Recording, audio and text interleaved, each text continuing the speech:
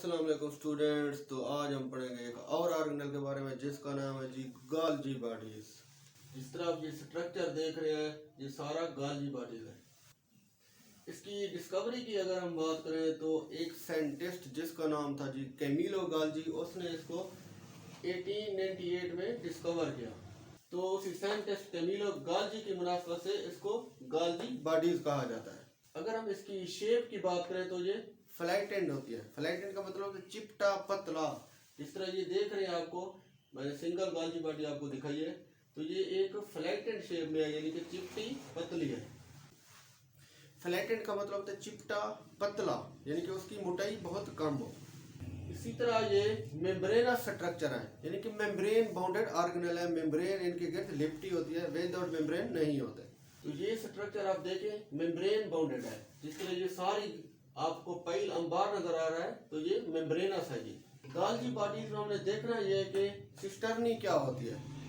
Cisternae pile को कहते हैं, अंबार को कहते हैं, यानी कि जब बहुत सारी चीजें एक दूसरे के ऊपर रख दी जाए तो वो एक पाइल बन जाता है, अंबार बन जाता है, उसको हम सिस्टर्नी कहते हैं। जिस तरह आप देख रहे हैं ये बहुत सारे यानी कि आपको बोन लाइक स्ट्रक्चर नजर आ रहे हैं, एक दूसरे के ऊपर रखे हुए हैं, तो ये गोल्जी बॉडीज बना रहे हैं। इसको हम सिस्टर्नी कहते हैं। सिस्टर्नी पाइल होता है, अंबार होता है। प्लांट में यही सिस्टर्नी, इनको हम कहते हैं जी डिक्टाइयोसोम। अगर प्लांट में मौजूद हो तो इनको हम डिक्टाइयोसोम कहते हैं। इसी तरह ये सिस्टर्नी यानी कि अंबार जब एनिमल सेल में मौजूद हो तो इसको गोल्जी बॉडीज कहते हैं। ये फर्क आपने याद रखना है कि प्लांट में गोल्जी बॉडीज को क्या कहते हैं, डिक्टाइयोसोम, एंड एनिमल सेल में गोल्जी बॉडीज को गोल्जी बॉडीज कहा जाता है। लोकेशन, तो ये यूकैरियोटिक सेल में पाई जाती है। प्रोकैरियोटिक सेल में क्यों नहीं पाई जाती, क्योंकि इनके गिर्द मेम्ब्रेन है, ये मेम्ब्रेन बाउंडेड है, तो इसलिए यूकैरियोट सेल में पाई जाएंगी। अगर मेम्ब्रेन ना होती तो ये प्रोकैरियोटिक सेल में भी पाई जाती। अब थोड़ा हम सेल को देख लेते हैं। ये पूरा सेल का जो स्ट्रक्चर है, इसके अंदर कौन कौन सी चीजें पाई जाती हैं।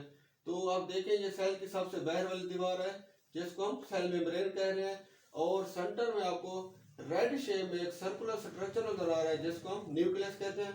उसके अंदर न्यूक्लियोलस मौजूद है, और न्यूक्लियोलस के अंदर ये गोल स्ट्रक्चर नजर आ रहा है ग्रेन्यूल टाइप, जिसको हम राइबोसोम कहते हैं। इसी तरह न्यूक्लियस के अंदर थ्रेड लाइक स्ट्रक्चर डीएनए भी मौजूद है। और इस न्यूक्लियस के साथ कौन सी चीज जुड़ी हुई है, आप देख रहे हैं कि न्यूक्लियस के साथ एंडोप्लाज्मिक रेटिकुलम जुड़ा हुआ है। तो एंडोप्लाज्मिक रेटिकुलम के दो पार्ट हैं, एक जो रफ पार्ट है जिसके ऊपर राइबोसोम है तो उसको आरईआर यानी कि रफ एंडोप्लाज्मिक रेटिकुलम कहते हैं, और दूसरा इसका स्मूथ पार्ट है यानी कि जिसको हम एसईआर स्मूथ एंडोप्लाज्मिक रेटिकुलम कहते हैं। यहाँ से वेसिकल निकल रहे हैं रफ एंडोप्लाज्मिक रेटिकुलम से, और ये वेसिकल आप देख रहे हैं ऊपर की तरफ जा रहे हैं। तो ये आप एक हमारे पास एक स्ट्रक्चर बनाएंगे जिसको हम गोल्जी बॉडीज कहते हैं। गोल्जी बॉडीज की फॉर्मेशन कैसे होती है, गोल्जी बॉडीज हमारे सेल के अंदर बनती कैसे है। इसमें ये होता है कि रफ एंडोप्लाज्मिक रेटिकुलम से वेसिकल निकलते हैं, तो ये वेसिकल आपस में मिलते हैं और इस तरह गोल्जी बॉडीज बन जाती है। आइए इसको देखते हैं। आप देख रहे हैं कि आरईआर से यानी कि रफ एंडोप्लाज्मिक रेटिकुलम से ये वेसिकल निकल रहे हैं। ये वेसिकल निकलने के बाद आपस में इकट्ठे हो जाएंगे, बार बार इकट्ठे होंगे और इस तरह एक स्ट्रक्चर बन जाएगा जिसको हम सिस्टर्नी कहते हैं। यानी कि ये आपस में वेसिकल मिलेंगे बार बार, तो इस तरह ये हम स्ट्रक्चर देख रहे हैं सिस्टर्नी का, यानी कि गोल्जी बॉडीज बन गई। तो आइए हम गोल्जी बॉडीज के फेसेस के बारे में पढ़ते हैं। आया गोल्जी बॉडीज के कितने फेस होते हैं, तो जी इसके दो फेज होते हैं। एक को फॉर्मिंग फेज कहते हैं, दूसरे को मैच्योरिंग फेज कहते हैं। फॉर्मिंग फेज को सिस फेज भी कहते हैं और कन्वेक्स फेज भी कहते हैं। इसी तरह मैच्योरिंग फेज को ट्रांस फेज भी कहते हैं और कनकेव फेज भी कहते हैं। कन्वेक्स फेज इसको क्यों कहते हैं, क्योंकि आपने फिजिक्स में देखा है कि जो कन्वेक्स लेंस होता है उसका ये देखें दोनों तरफ उभार होता है, यानी कि उभरा हुआ निकला हुआ होता है। और इसी तरह कनकेव क्यों कहते हैं इसको, कनकेव यानी कि जो दोनों तरफ से डिप्रेशन हो, दबा हुआ, क्योंकि ये पोर्शन कन्वेक्स फेज है, फॉर्मिंग फेज है, सेस फेज है, क्योंकि ये बाहर की तरफ निकला हुआ है। जिस तरह ये आप लेंस देख रहे हैं तो इसको हम फॉर्मिंग फेज कहते हैं। इसी तरह दूसरा हमारे पास मैच्योरिंग फेज है। ये हमारे पास मैच्योरिंग फेज हो गया। इसको मैच्योरिंग क्यों कह रहे हैं, क्योंकि यहाँ पर ये जो वेसिकल आए थे यहाँ पर ये अब मैच्योर हो गए, उनकी पैकिंग हो गई, तो इस पोर्शन को हम मैच्योरिंग फेज कहते हैं जी।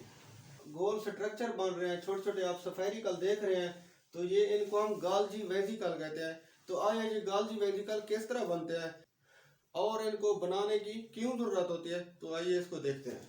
तो इन वेसिकल के अंदर कोई चीज भी हो सकती है, प्रोटीन भी हो सकती है, इंजाइम भी हो सकते हैं, हार्मोन भी हो सकते हैं, कोई चीज भी ट्रांसपोर्ट हो सकती है, सेल से एक्सपोर्ट हो सकती है। तो प्रोसीजर हम देखते हैं कि जो रफ एंडोप्लाज्म रेटिकुलम है, यहाँ पर राइबोसोम मौजूद है। जो राइबोसोम हमारे पास कहाँ से आए थे, राइबोसोम न्यूक्लियोलस से आए थे और ये एंडोप्लाज्म रेटिकुलम के साथ अटैच हो गए थे, तो वो पोर्शन रफ एंडोप्लाज्म रेटिकुलम बन गया था। तो यहाँ से वेसिकल बनेंगे। अब इनको गाल्जी वेसिकल नहीं कहते क्योंकि ये गाल्जी बॉडी से तो नहीं निकल रहे, तो ये कहाँ से निकल रहे हैं, आर से, रफ एंडोप्लाज्मिक रेटिकुलम से। अब इन वेसिकल की आगे पैकिंग होनी है, ये मेम्ब्रेन बाउंडेड नहीं है, इस तरह समझे। अब इनकी खास तरीके से पैकिंग होगी, पैकिंग होने के बाद इनको आगे भेज दिया जाएगा। अब देखते हैं जिस तरह किसी इंडस्ट्री में चिप्स की तैयारी हो, यानी कि आलू जो बन रहे हो, तो वो जो हमारे पास चिप्स बनती है उसमें कई स्टेप आते हैं, यानी कि उस चिप्स को बनाया जाता है पहले, तो उसके बाद फिर उसमें मसाला जात डाले जाते हैं और इसी तरह एरोमेटिक चीज़ें डाली जाती हैं, खुशबूदार चीज़ें, यानी कि उसके साथ बहुत कुछ किया जा रहा होता है। फिर उसको तब जाकर उसकी पैकिंग करते हैं और उसको बाहर भेज देते हैं।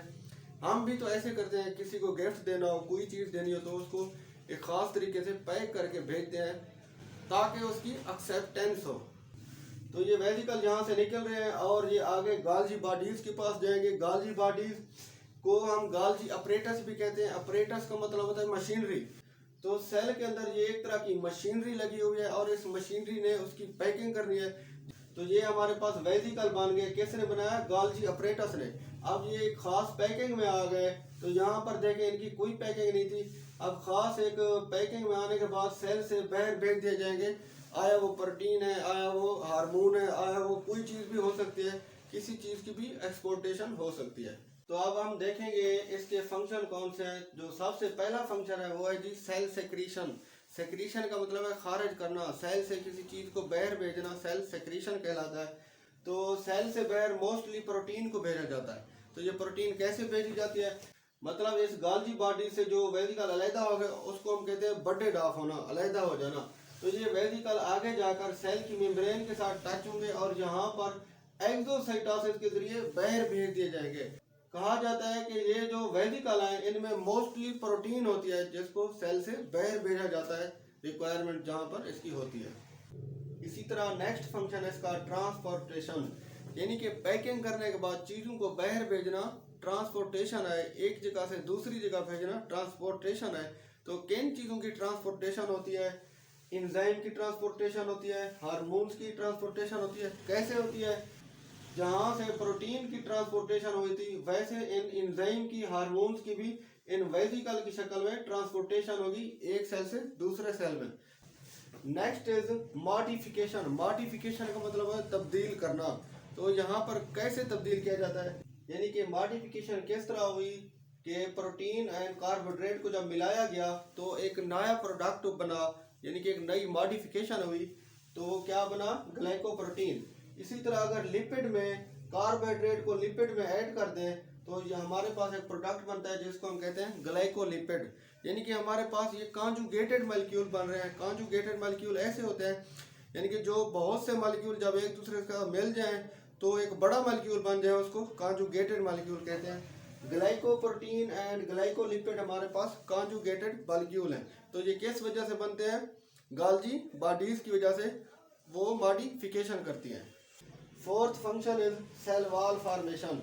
तो ये जो गाल्जी बॉडीज हैं सेल वॉल को भी बनाती हैं। कहाँ पर बनाती हैं, प्लांट सेल में, एनिमल सेल में सेल वॉल नहीं होती। इसी तरह प्राइमरी लाइसोसोम भी बनते हैं। वो कैसे बनते हैं, ये जो वेसिकल आप देख रहे हैं इनको हम प्राइमरी लाइसोसोम भी कहते हैं। आया इनके अंदर अगर एंजाइम है तो वो आगे जाकर डाइजेस्ट करेंगे, यानी कि लाइसोसोम का फंक्शन परफॉर्म करेंगे। अब गाल्जी कम्प्लेक्स क्या होता है, गाल्जी कम्प्लेक्स हम उसको कहते हैं जब ये वेसिकल और ये गाल्जी बॉडीज आपस में मिल जाएं तो इन दोनों को मिलाकर हम गाल्जी कम्प्लेक्स कहते हैं। ये बात जहन में रखिएगा।